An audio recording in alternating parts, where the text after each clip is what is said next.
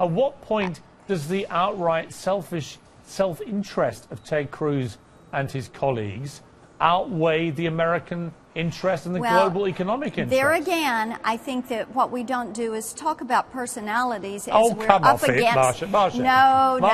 What we have to do is say, how do we deal with the debt ceiling and the debt? No, well, this is what we need to put in. Marsha, Ted Cruz doesn't stop talking about the American people want Barack us to Obama's get personality. this dealt with. We didn't want a government shutdown. We don't want to have a default on the debt. What we are doing, what House Republicans have done, is we have passed 4 different continuing resolutions and a budget.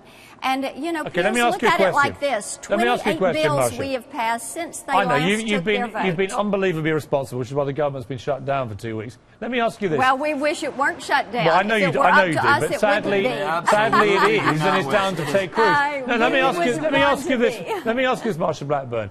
Yes. Obviously, you didn't want the government shut down, but it has shut down. But it already has for 2 weeks. Do you want the debt ceiling to run into default? Are you prepared to take that risk? Absolutely not. So what will you? What will you be doing as a party to avoid that? I continue to work with other Republicans in the House to see if we can find a resolution to this issue. We did not want to get right here to the last minute. What I want to see is us work through a plan so that we're dealing with our long-term fiscal issues. Borrowing the amount of money that we are borrowing every day is not a sustainable position. Let me go back to Jim Himes. Every economist around here tells us that. No, every economist around here tells me what is going on is utter nonsense and should never have been able to get this far. But the borrowing is a part of that nonsense. No, there are many issues to do with Obamacare and the American economy and all sorts of things. What you don't do is shut the government down over what is a law. Let me turn back to Jim Himes. I mean, look, you know, you can take a view about this. It's all Ted Cruz's fault and so on. Or you can say politically, for him and the Tea Party element of the Republicans, he seems to be holding all the cards, playing them very adeptly, making himself extremely famous and probably, as I say, a front runner for a presidential run.